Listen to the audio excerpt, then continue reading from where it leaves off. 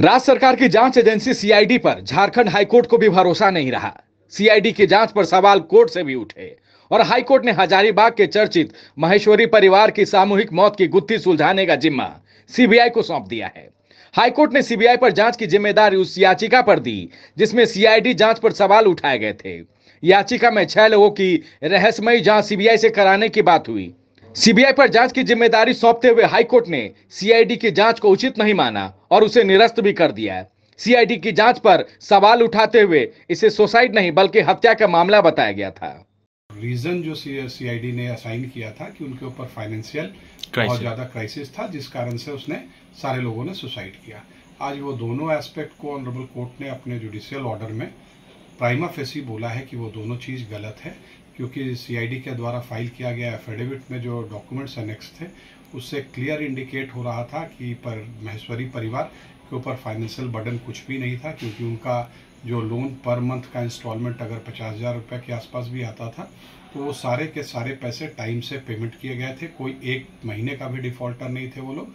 और साथ ही साथ जो पॉलिसीज उन लोगों ने ले रखा था, 15 पॉलिसीज थे उनके फैमिली के नाम पे, वो सारे में भी premiums time to time paid थे। सिर्फ एक प्रीमियम 4,000 का पेड नहीं था। तो इसलिए कोर्ट ने कहा कि ये नहीं माना जा सकता है कि उनको ये था। अब सिलसिलेवार तरीके से हजारीबाग के महेश्वरी परिवार के रहस्यमय मौत की कहानी सुन लीजिए। हजारीबाग का यही वो आशियाना है जहां एक साथ 2018 में एक परिवार खत्म हो गया था। ड्राई फ्रूट्स कारोबारी नरेश महेश्वरी के परिवार के 6 सदस्यों की रहस्यमयी मौत हुई थी। ये मौत थी या साजिशन हत्या, उससे पर्दा हटाने के लिए सीआईडी की एंट्री हुई थी। लेकिन राज्य सरकार की जांच एजेंसी शुरू से ही इस मामले को लेकर सवालों में थी। इस मर्डर मिस्ट्री की जिस तरह से सीआईडी ने जांच की उस पर परिजनों को भी भरोसा नहीं रहा। सीआईडी ने अपनी जांच में यह खुलासा किया कि ड्राई फ्रूट्स कारोबारी नरेश महेश्वरी ने ही परिवार के सदस्यों की हत्या कर सुसाइड कर लिया था। सीआईडी ने लिपापोती का खेल किया था। उन्होंने 4 साल में ऐसा कोई काम नहीं किया जिससे कि लगे कि वो कुछ काम कर रहे हैं। उन्होंने आनंद फानन में लास्ट में अपनी रिपोर्ट ह्यूमन राइट्स कमीशन के दबाव में सबमिट कर दी। उन्होंने ऐसा कोई भी काम नहीं किया था जिससे कहा जा सके कि उन्होंने इस दिशा में कुछ काम किया हो। और हमें आशा है कि हाईकोर्ट के निर्देशन में सीबीआई अपने काम अगर ईमानदारी से करेगी तो हमें लगता है कि बहुत कुछ सफलता हाथ में लगेगी।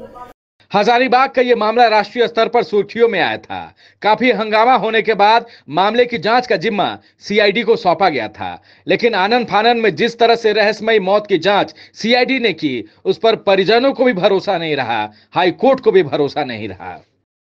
सीबीआई को ये जांच दे दी गई है। उन्होंने भरोसा जताया है कि सीबीआई निष्पक्ष तरीके से जांच कर इस मामले में अपनी आगे की कार्रवाई करेगी। अब देखना ये होगा कि अगले 4 महीनों में, हालांकि हाई कोर्ट ने सीबीआई को 4 महीने का टाइम दिया है, 4 महीने में सीबीआई क्या कुछ जांच कर हाई कोर्ट को सौंपती है। Shashank Shekhar, news 22 scope, Hazaribagh.